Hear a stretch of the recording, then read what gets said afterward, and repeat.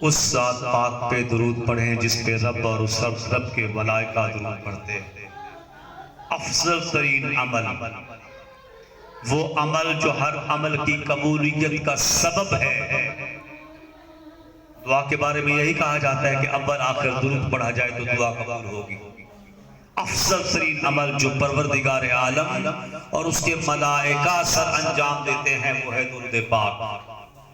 تو محفل کا آغاز کرنے سے پہلے میں چاہتا ہوں آپ اور میں اپنے قلوب و اذہان کو، روح و بدن کو پیارے نبی صلی اللہ تعالی علیہ وآلہ وسلم کی ذات پاک اور ان کی آل پر درود پاک پڑھ کے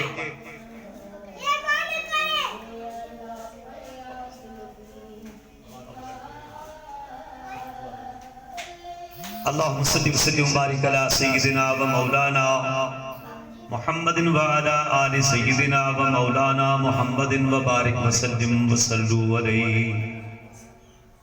الحمدللہ الحمد لأہلہ والصلاة لأہلہا، اما بعد فقد قال اللہ تبارک و تعالی فی کتابہ المحکم، بسم اللہ الرحمن الرحیم۔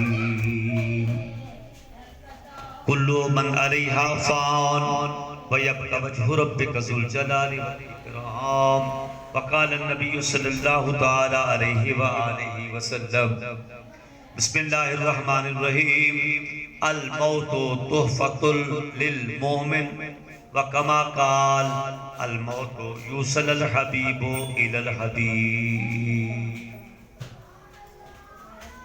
سب سے پہلی دعا ہے پروردگار عالم، وہ کریم ذات، وہ لجپال اللہ اپنے حبیب کی ذات پاک کے تصدق سے ہمارے نانا جان مرحوم مغفور عزت مآب ڈاکٹر غلام حسین خان مغل صاحب کے درجات بلند فرمائے۔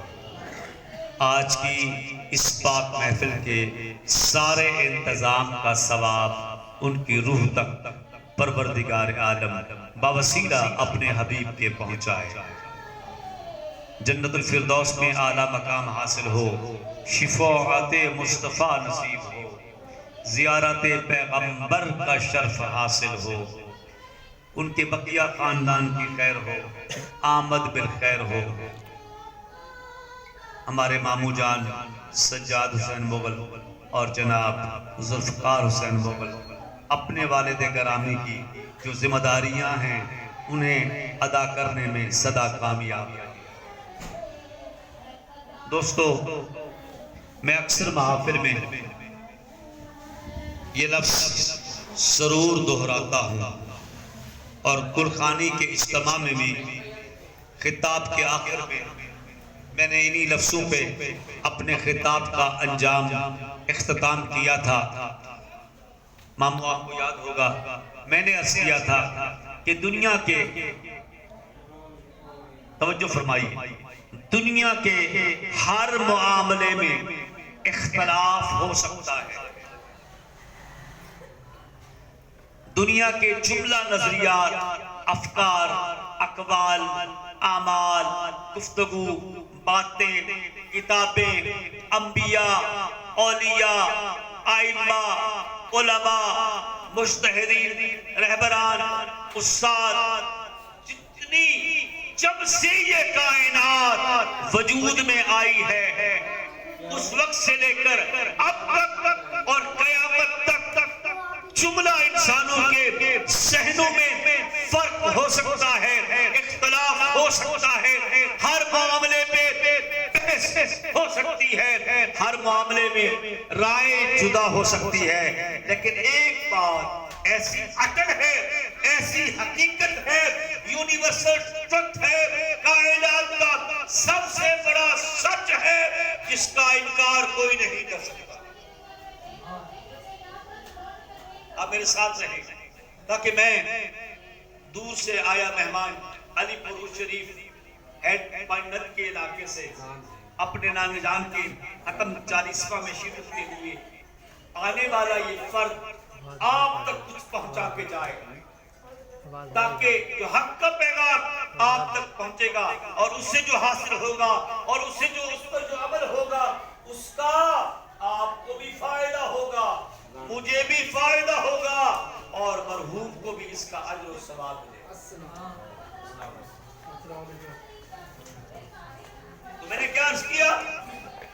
میرے ساتھ رہیں کہ دنیا کے ہر معاملے میں اختلاف ہے، دو رائے ہیں، لیکن ایک ایسا معاملہ ہے جس پہ تمام کائنات، پوری نسل انسانیت، ہر مذہب کا بندہ، چاہے عیسائی ہو، یہودی ہو، اسلام سے تعلق ہو، بدھ مت ہو، سکھ ہو، کسی فرقے سے تعلق رکھتا ہو، عبرانی بولتا ہو، عربی بولتا ہو، پنجابی بولتا ہو، سراکی بولتا ہو، انگلش سپیکنگ ہو، اردو بولنے والا ہو، دنیا کی کسی کتاب پہ، قرآن پہ، تورات پہ، زبور پہ، انجیل پہ عمل کرنے والا ہو، چاہے عیسیٰ کو نبی مانے یا موسیٰ کا کلمہ پڑھنے والا ہو، ابراہیم کا امتی ہو کہ جناب آدم کا کلمہ پڑھنے والا ہو، ہر کسی کا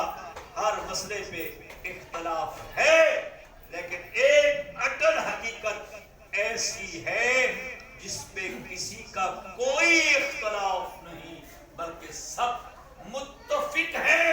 وہ اٹل حقیقت کیا ہے؟ ہر چیز پہ اختلاف، لیکن ایک حقیقت وہ ہے موت، جس پہ تمام انسان متفق۔ اور فرمایا آپ نے کوئی انسان ایسا نہیں جو موت سے انکاری ہو، کوئی مذہب ایسا نہیں جو انسان کے مر جانے کا منکر ہو۔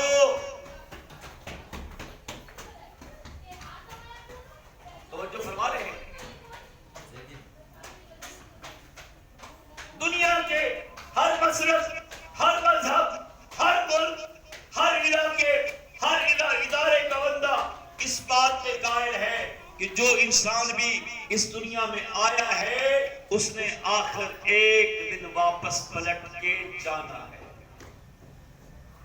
اب اگر یہاں تک آپ میرے ساتھ آ گئے ہیں تو مجھے بات کہنے دیجئے، جب اس دنیا میں آئے ہیں یہ بھی حقیقت، اس دنیا میں رہنا بھی حقیقت۔ کسی کی زندگی 50 سال، 100 سال، پہلے 500 سال ہوتی تھی، نبیوں کی 25 سال، 2500 سال، 3500 سال زندگیاں ہوتی تھی، لیکن جیسے جناب نوح علیہ السلام کے بارے میں کہا جاتا ہے، بزرگ فرماتے ہیں آپ کی طویل ترین لمبی زندگی تھی، بہت لمبی عمر، 900 سال تک تبلیغ تھی، 2500 سال یا اس سے کم و بیش ان کی زندگی تھی۔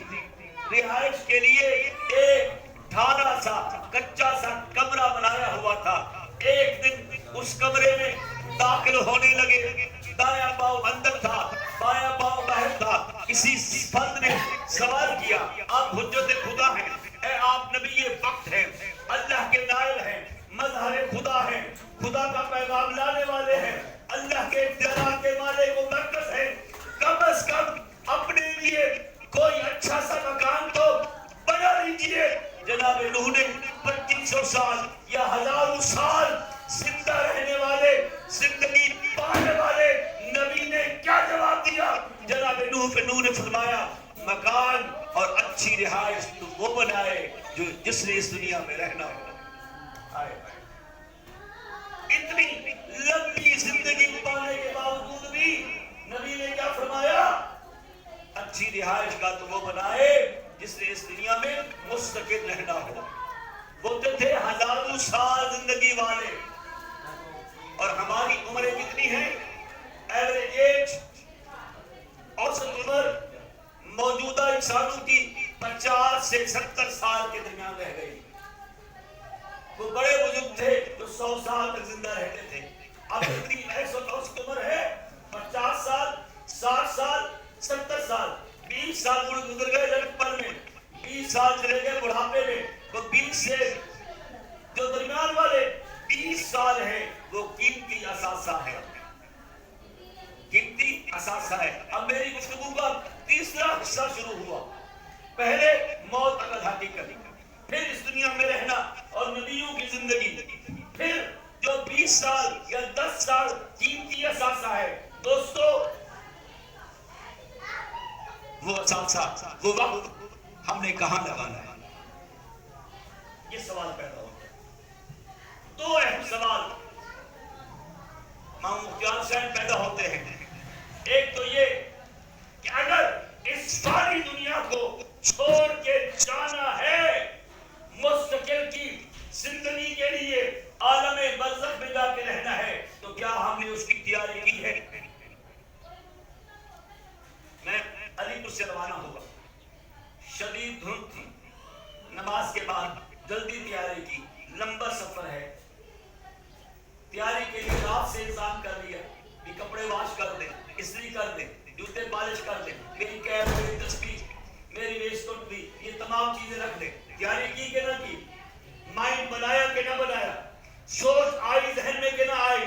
صبح اٹھے، تیاری کے انتظامات مکمل کیے، نماز ناشتے کے بعد روانہ ہوئے، علی پور پہنچے، گاڑی پہ پہنچے، سی بینک پہ چڑھے، بہاری چوک آئے، وہاں سے شاہ عباس چوک، پھر یہاں پہنچے۔ یعنی ایک چھوٹا سا سفر کرنا تھا، اس کے لیے بھی موڈ اینڈ مائنڈ بنایا، ذہن بنایا، تب میں اپنی منزل مقصود پہ پہنچا۔ اور جب سفر آخرت کرنا ہے اور جانا بھی اکیلے،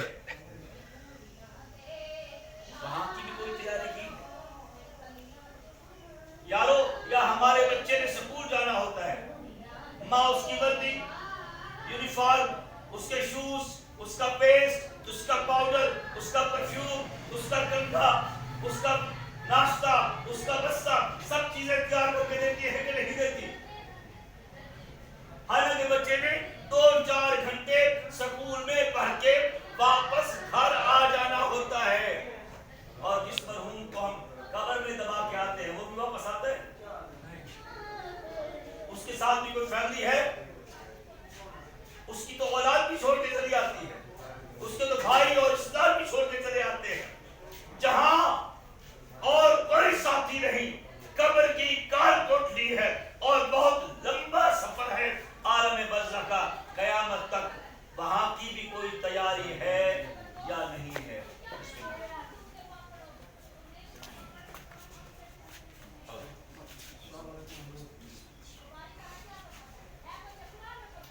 حضرت تشریف لائے ہیں، میں بیان کو ابھی کیا ہے، میں نے شروع، موضوع بہت لمبا ہے، آپ سمجھ سکتے ہیں، لیکن میں اختتام کی طرف لے جاؤں گا۔